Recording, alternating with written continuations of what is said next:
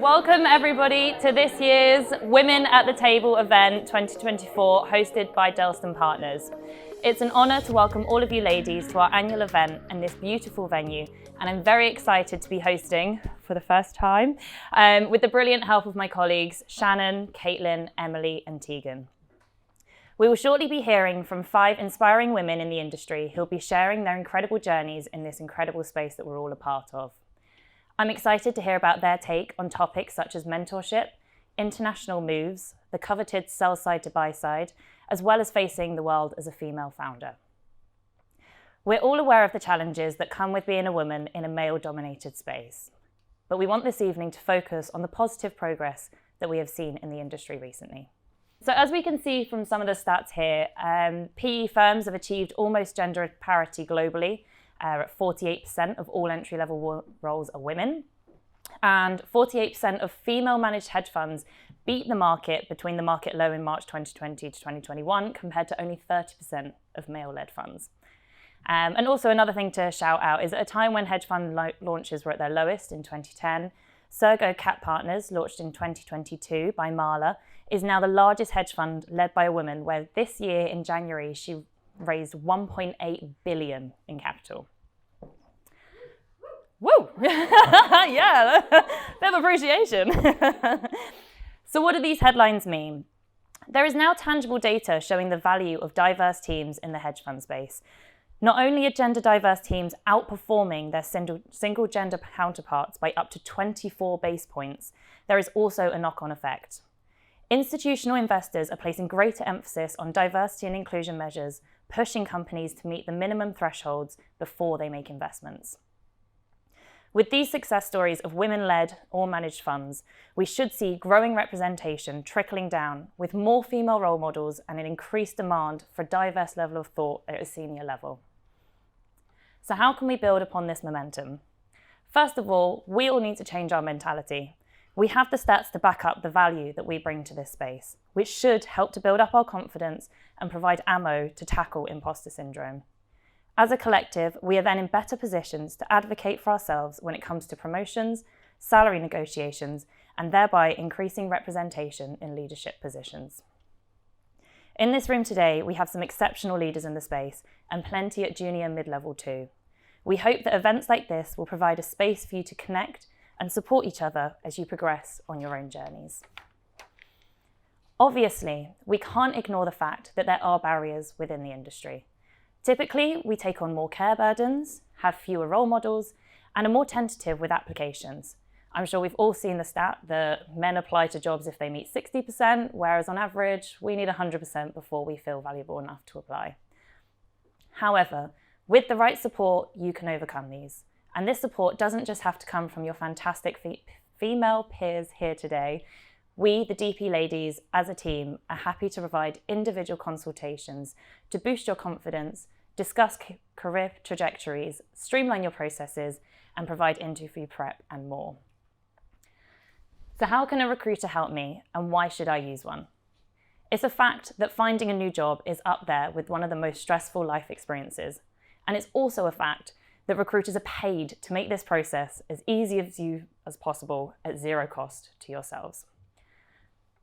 We spend every day researching the market and speaking to individuals who provide us with insight into new build-outs, projects and launches. This means that we are able to discuss more niche opportunities with you that might not be available through job ads or advertisements. Job hunting can be exhausting, as we all know. We can streamline the entire process for you by working to understand your goals and requirements, targeting selective positions and managing the process from application stage all the way through to offer negotiation. Now, the dreaded conversations. We are specially trained to manage these negotiations, and we know how to fight your corner to ensure that you're getting the best package possible and not getting underpaid on the market. You can also trust us. We always have your best interests at heart, and this involves ensuring that you are only the right people know that you are interviewing. This is a tight-knit community within the finance and technology space, and we know that discretion is key. Tonight, let's continue to support each other's journeys and celebrate our achievements. I encourage each of you to share your stories, ideas, and goals with one another. Networking might be new for some of us, but it's worth remembering it's not just about exchanging business cards, but it's about forming genuine connections that can support and empower each other throughout our careers.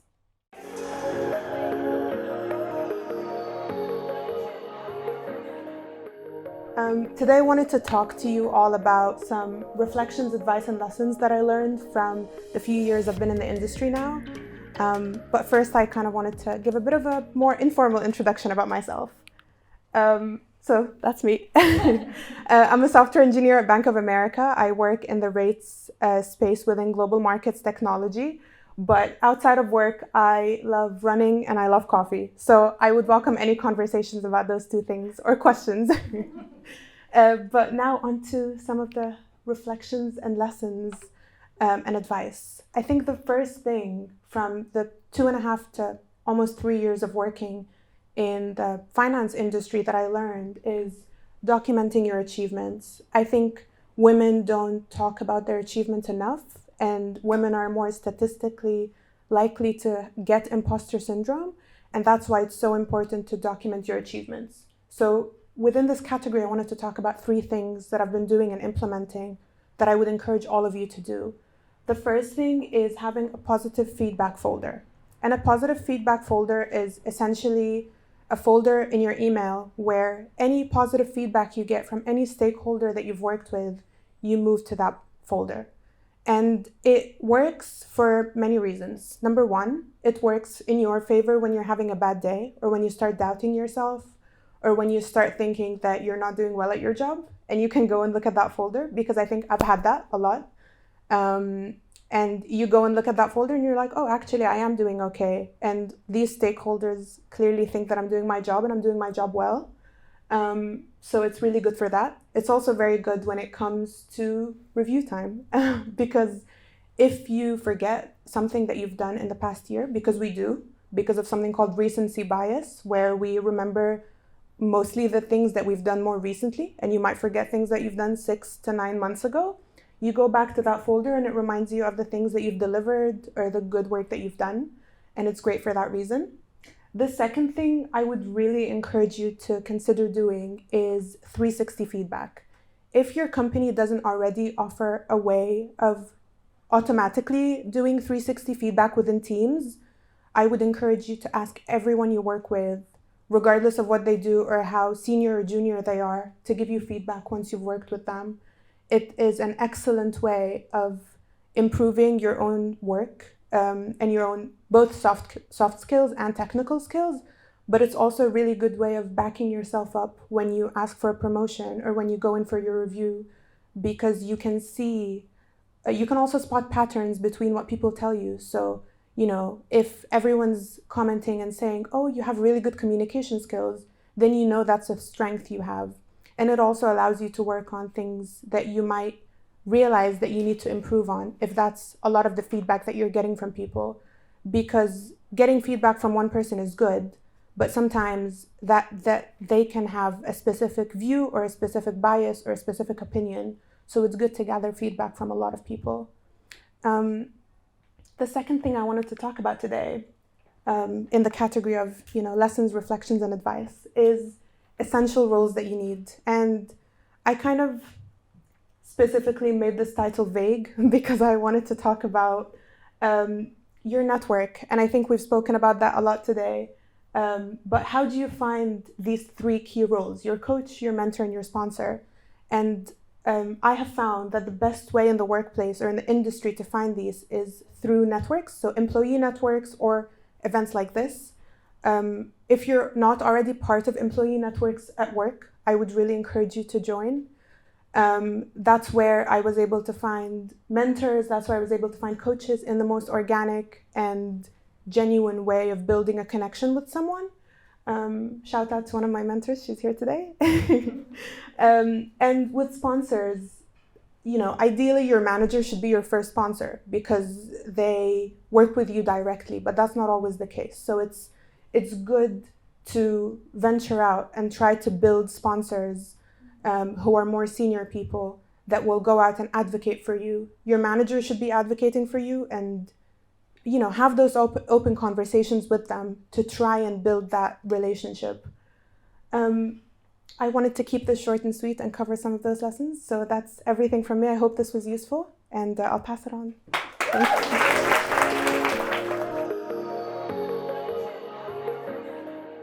Hello, I'm Riddhi, a software engineer at Spotify.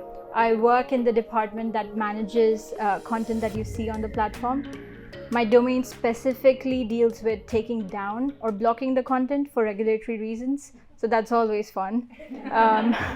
So I started my journey when I joined Credit Suisse, which is now merged with UBS, with graduate program in Hong Kong. Moved after a year to Singapore within Credit Suisse, then switched over to a hedge fund, Millennium Management, and from then on relocated with Spotify to London. So this journey of switching countries and roles made me learn quite important and valuable lessons. And I would like to take this opportunity to share one such reflection with you today. So when I was making the move from Credit Suisse to Millennium, and I was at the final stages of my interview, I was asked a really important question, which was, what is my expected salary? Something that is so simple, but just I spent hours and hours debating about. I'd asked around within my network what the minimum bump in the salary should be. The recruiters were really helpful, but this was my first time asking for what I wanted in terms of money. With the graduate programs, you don't really get that choice. You're given the salary. So after all of my research, I settled on a humble number relative to what I was earning at the time. But when I looked up what Millennium was actually paying somebody in my position, there was a huge difference in what I was expecting versus what the market value for such a position at a hedge fund was.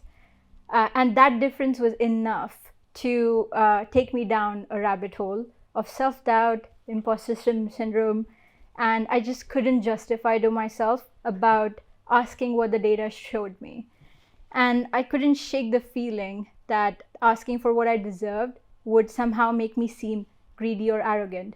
Bear in mind, I had really good interviews. I nailed all my technical interviews. But after getting defeated in this self-inflicted battle, I asked my partner to review my final email. And he simply asked me why I had made the decision to lowball myself.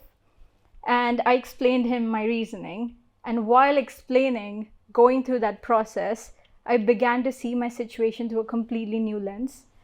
A lens that revealed the shackles of conditioned thinking that held me back and for far too long. So I incremented the number to match the market value, and I waited. That waiting took sleepless nights and a lot of chocolate.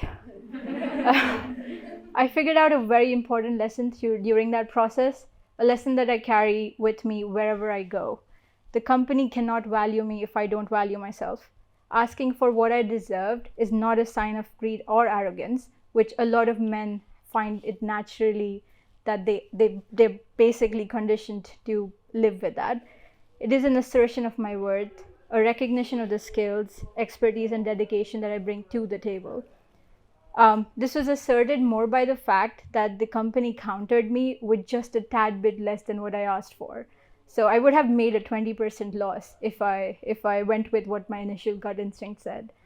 So whenever I go down the rabbit hole again, I just wanted to emphasize that how important counter opinions, people from different industries, can help you remove that biases and in your own head. The decision from moving from tech to finance to tech had been a similar one. Only networking and realizing the effects of that conditioned thinking helped me take that risk, and I'm still standing.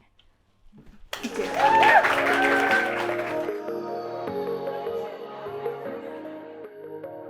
My name is Armine, and today I wanted to share with you what I've learned about the interviews after going through more than 20 of them. It all started 5 years ago when I was graduating with my bachelor's degree in computer science and thinking about the next step, getting a job. I wanted to try something new and make mistakes early in my career, so I was looking for positions abroad. I knew exactly what I have to do in order to pass the technical part. The list is pretty standard for any software engineering position.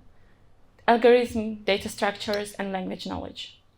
So I practiced on LeetCode every day and refreshed my memory in C++. However, there was one problem. I was scared to death to interview in my native language, let alone do it in English.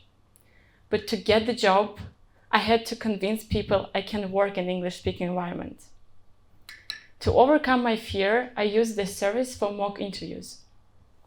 The initial idea behind it is to get comfortable solving puzzles, but I used it to talk to people in English and to explain my ideas.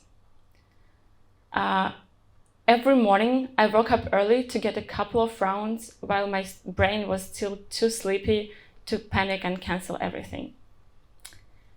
In the end, I got an email from the Facebook recruiter on the New Year's Eve saying I got the job. At that point, I didn't realize that what I did was train myself to get the skill I didn't have before. 2 years later, seeking a change after just a year at Facebook, it was COVID, I had too much time for self-reflection. I received what I now value what I now consider the most valuable advice ever. Just show you are a nice person to work with, which I followed. Only recently did I truly understand what it is about and why it matters. I remember interviewing for one company which I thought I wouldn't be able to get into without a serious technical preparation.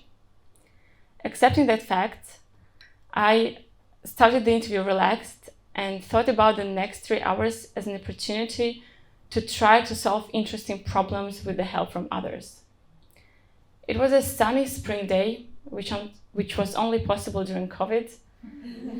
And I remember smiling nonstop for 3 hours, not nervous because I couldn't come up with a perfect solution or couldn't explain the time complexity of the proposed algorithm or can't remember the signature of the function.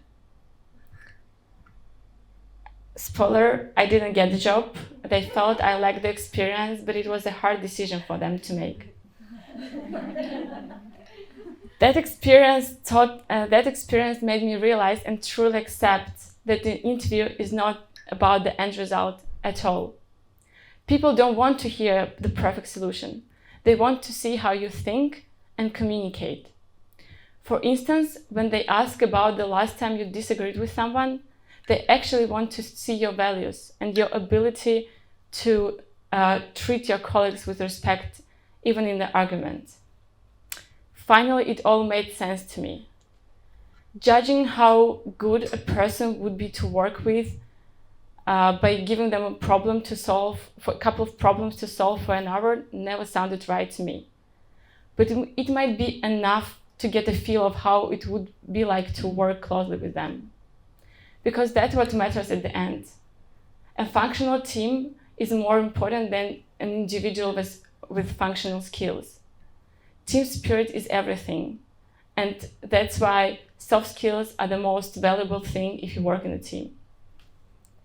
Employees with soft skills provide leverage to the team. They don't only contribute their personal work, but also improve their co-workers' effort.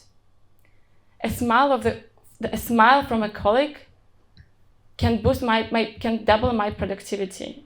And on the contrary, feeling not being heard and ignored can make me want to quit. That's why more important than solving a problem is to show you're a great co-worker. It's a skill that you can improve, and it's a skill worth practicing all the time. Thank you very much.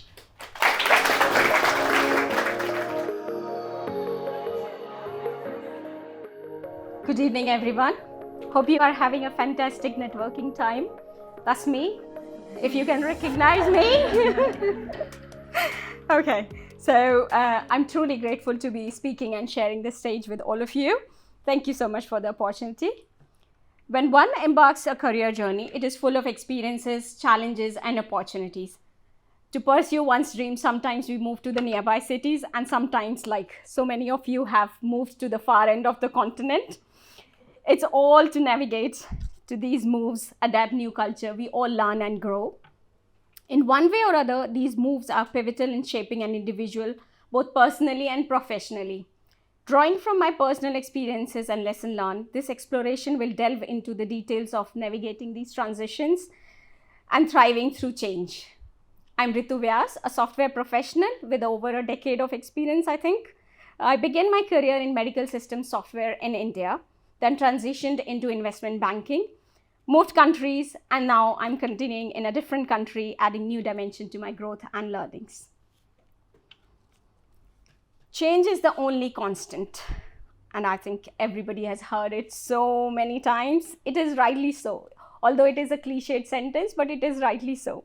I started my career in the Silicon Valley of India, moved to New Delhi, then moved to London for this new opportunity. So when I was moving, that's what that photo is about.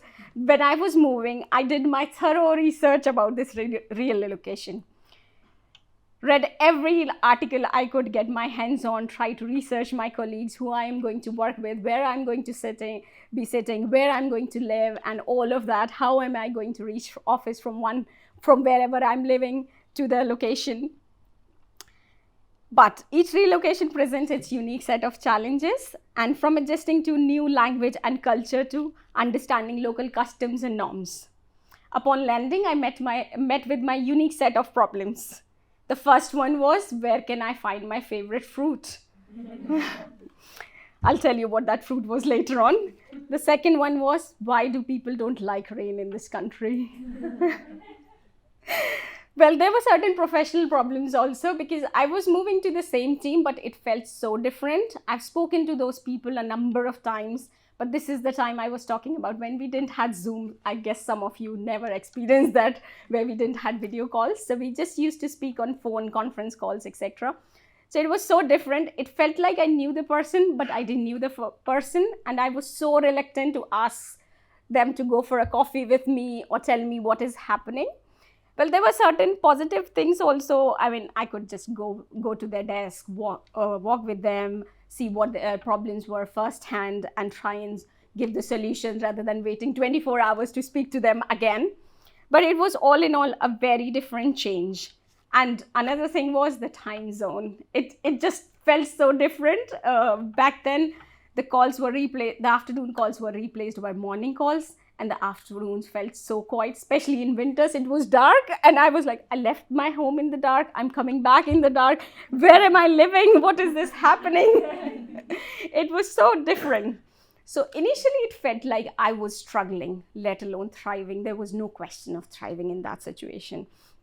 I sat down and did a thorough analysis of what is that I should be doing. And that's when three things helped me. One was my support network, which still I keep on building. There are a lot of people which are there in my support network. I reach out to them time to time. It can be like a mom from my children's school, or it can be my professional colleague or colleague back in India. It just all helps. Every time it helps. And then mentors. These mentors are really important. I've spoken to so many of you and always have amplified the importance of mentors. A mentor can help you to reach to various new locations. And you don't have to have one mentor. You can have multiple mentors. I mean, they are individual and you are a different individual. You can't have like one exact replica of your future version who will tell you exactly this is how you have to do, and you will reach to where you want to. So have multiple mentors at different times and try and seek what you are looking for. And the third one was meaningful connection. So I started seeking opportunities to immerse myself in local activities, go to the cultural events, community events, the volunteering experience, and even having the coffee chats. I know it sounds so silly to have a coffee chat with somebody, but if there is a new joinee in your team, that person values a lot from that coffee chat. You can genuinely tell that person that there are such and such events happening and know about that person, and it eases them so much in the team. So it's really valuable. 2 years into the new country, I was going on maternity leave, followed by another maternity leave 3 years later. So I have 2 children, which keeps me busy. Both the times it was a career break for change of priorities. We all change priorities, and that's a topic for some other time, but that's a topic to be discussed. This time also I was coming back to the same team, exact same team, but things have evolved because I was coming back after a year. So it felt so different. I was so nervous. And as they say, the longer the break is, the lower the confidence is. You forget everything. You lose all your access. I don't know how other companies work, but where I was, I had to re-raise all my access to the systems because it felt like I was a new joiner. I was away for almost a year. But again, the approach this time was also very similar to last time. I did my thorough research. I reached out to my support networks, and I also reached out to my mentors to what should I do, what are the things which are happening in the team. And this was all before when I was coming back. So let's say like a month before when I was planning to join the team back. That's when I did all of this.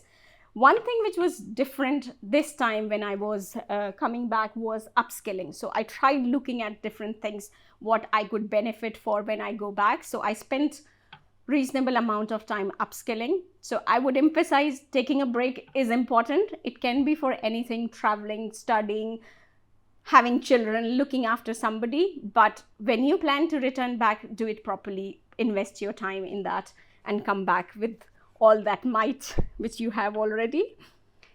So embracing a growth mindset and being proactive in seeking learning opportunities are essential for entering, relocating, and re-entering, because it gives you all that confidence to navigate across the industry.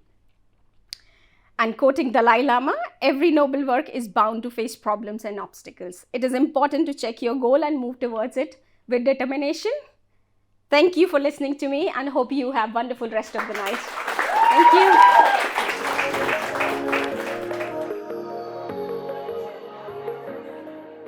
So I'm the kind of wacky founder who's here tonight, and I guess, connect with me if you want, like always open for a chat, that's what I'll open with.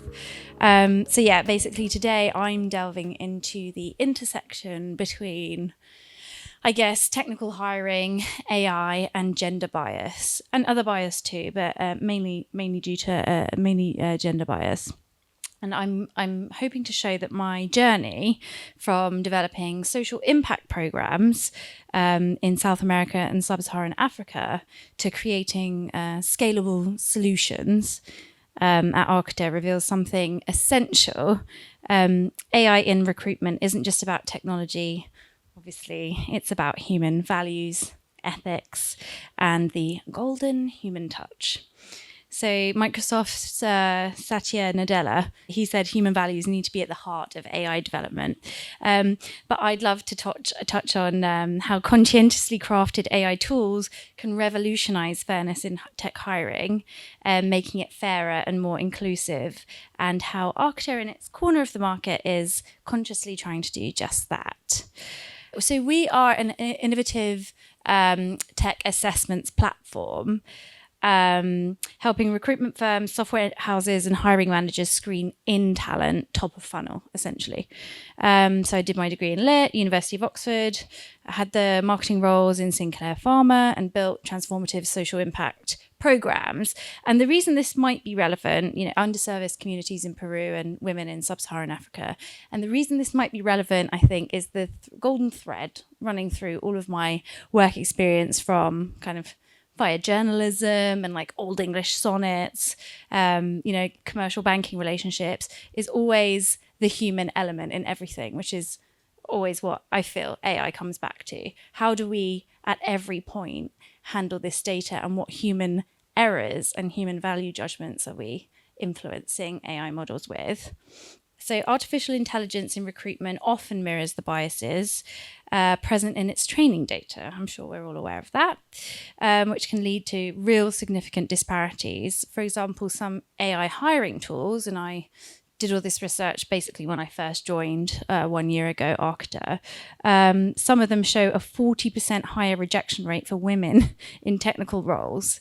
And already, before that, we have women going into STEM subjects, the disparity in women choosing, and the systems kind of that social systems that kind of influence us into choosing our subjects. And then even as far down as when we do apply, we have kind of disproportionate rejection is pretty interesting with AI bias. yeah, especially in sectors like software engineering. So in leadership roles, the gap widens with women holding fewer than 10% of senior positions. I'm sure we know that. Don't worry, this does end on a positive note, this presentation.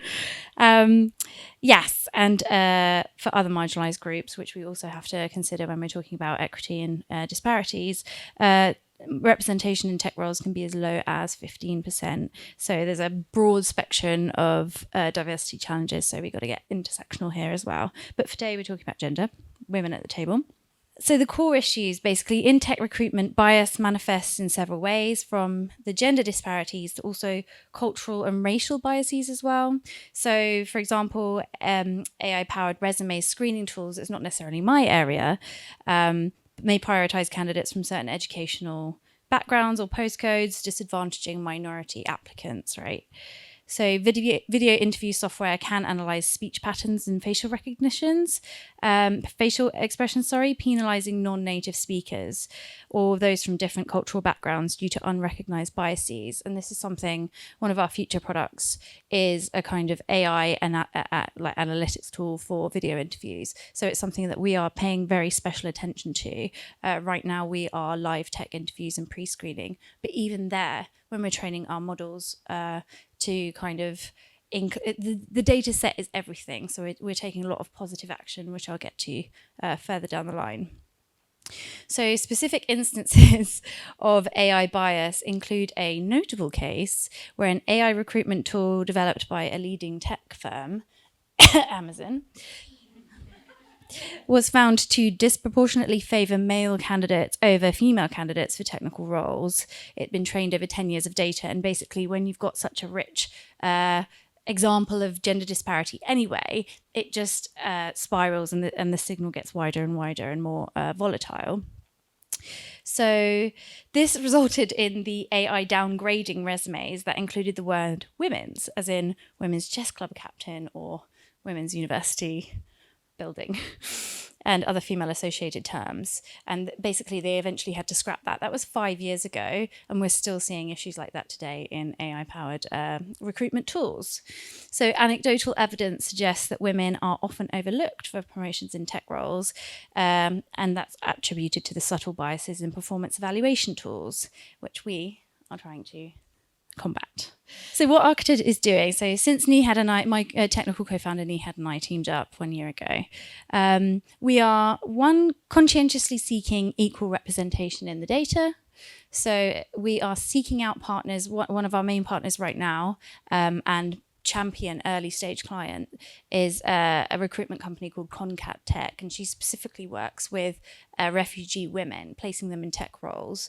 And the best thing about that is not only are we helping her in her mission, but that her data set helps us, and that we are making sure that we get the gender representation that many AI screening tools may not when it comes to gender parity.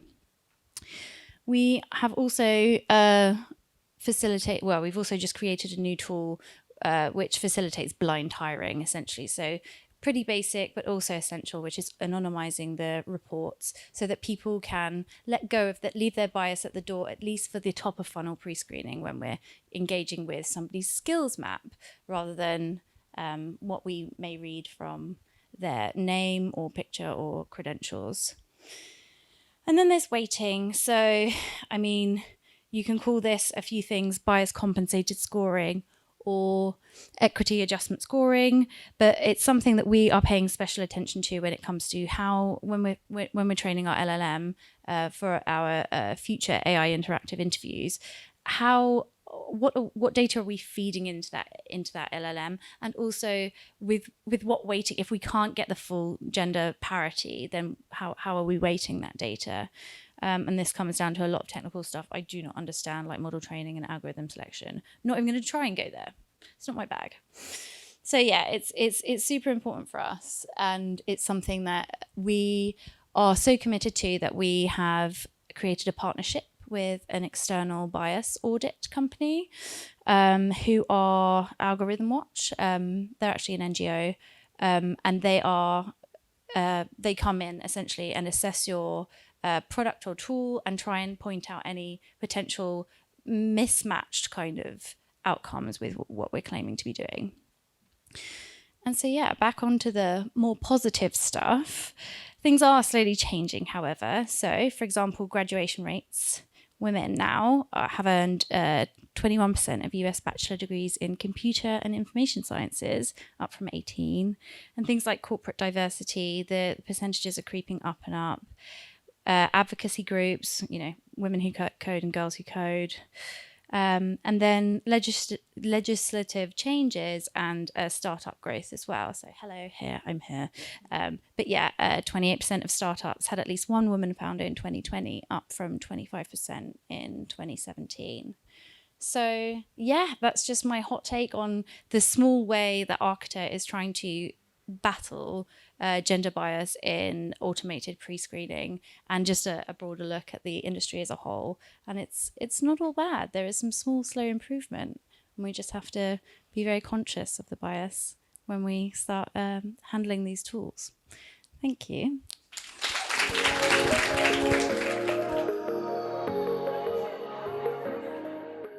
Thank you all so much. For those of you, I think a few of you mentioned moving to a new country to begin a job.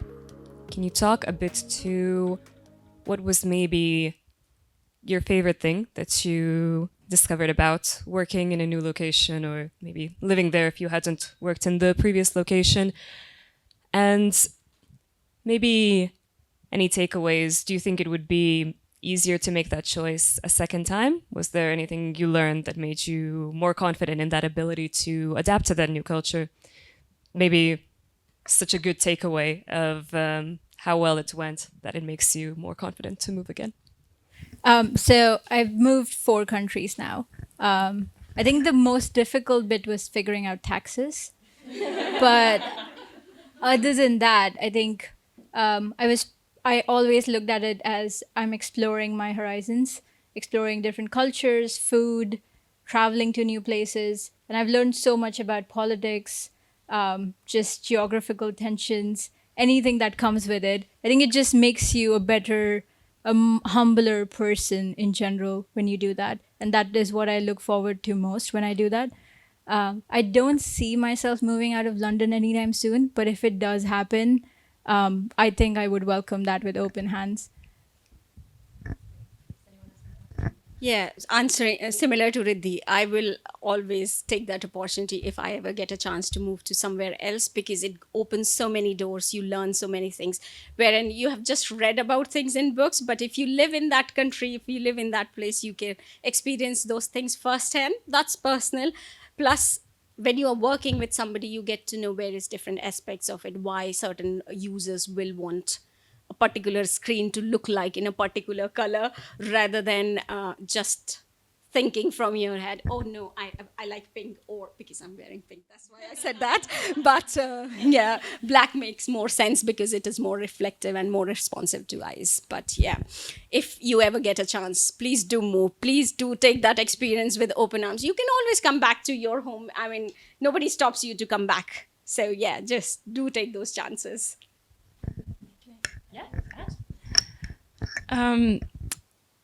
I definitely agree with everything you said. It is a great opportunity if you have such. But one thing I realized after just 3 years, just for the background story, when I was moving to London, I told my mom, I have 25 days off and I'm not gonna spend them here. We will meet somewhere in the middle, because I want to explore new countries and I will not come back home. After almost 5 years, my perspective changed a lot. Now I take 2 weeks vacation to go home to spend time with my family. So definitely a lesson I personally learned was that people matters a lot. And even if you move, make sure you find people that you keep tie with, friends, people at work, anywhere. And also it might happen to you as well that you realize that the most important thing is your family and people, and you might take that as a first priority rather than thinking about job perspectives and job opportunities. How do you prioritize what skills to acquire and how to have an edge in the competitive labor market? Well, it depends on what you want to do. So you need to have your long-term and short-term goals. Normally, the way I have been mentored is that you have your 2 years and 5 years goal. What do you want to do in 2 years? What do you want to do in 5 years?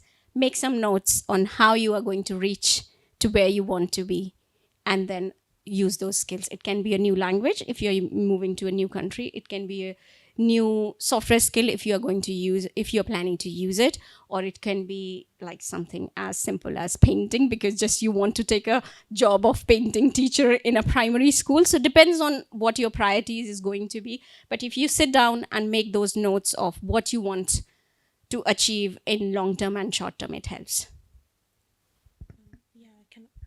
I can also add one thing to that I found that helped me, and it's a step before making the goals, and it's the exploration phase, I think, where you have to do your research to kind of first understand what's out there and what the options are and where things are growing potentially, but also speaking to people is really useful to know what they actually do, because you might speak to someone and think, oh, that's really interesting and I want to get into that space, and that's then where your goals will start to happen. But you need to find out what's out there to really know what you're interested in, because it might just be that you are interested in something that you still haven't come across. So having that open-mindedness and exploring different options has really helped me in the past few years as well. Yeah, I hope that's helpful. You said something that was quite pivotal with your 3-layer. You mentioned about sponsors talk about you. How does one achieve that, especially if you have a manager that's either resistant, they want to keep you where you are because it benefits them, or they just don't have the ambition, and you're trying to go the next step. How do you gain sponsors?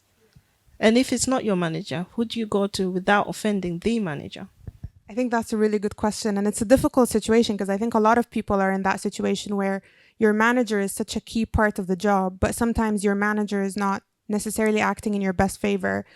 So there are multiple things that you can do in that case, and you get like the work politics as well, so it is tricky. But usually in a lot of businesses you get skip level meetings, so you have your manager, then you have your manager's manager who's your skip level, and arranging skip level meetings, so one-to-ones with your manager's manager, is very important. And it's not offensive to your manager because you also report up to them, and it's good to make your intentions clear in those skip level meetings.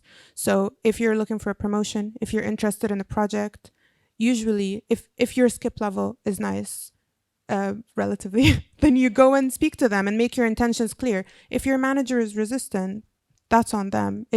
Don't let it stop you, because it's very disheartening when the manager who's supposed to go out and advocate for you is kind of doing the opposite of that. And then something else that I also found really important is don't always look to network and create your network vertically. Horizontally is just as important. And I think people really underestimate how important it is to build your network horizontally. So people in your level in different areas of the business. So for example, if you're a junior software engineer or if you're a senior software engineer, go and look at people at the same, in equivalent roles in other lines of business and start networking with them and getting a word in. If you're looking to move, if your manager is not supportive, for example, let them know what you're doing. Let them know your intentions in terms of, oh, this is the work that I'm doing. And it can be a casual coffee chat to begin with, to start to build that genuine relationship. And then eventually, if they know of the work that you're doing, they might come to you when an opportunity comes up. So I think that's how I've kind of been able to build sponsors or like advocates of people who will talk about you when you're not in the room, because eventually a lot of people will interlink on projects, with interdisciplinary projects. Your work will if you've been someone who's nice to work with, and it comes back to what you're saying, you'll find that people are advocating for you when you're not in the room. And it's, the small things that make the biggest difference. I hope that helps. This is for anyone who's worked in managerial capacity in any way.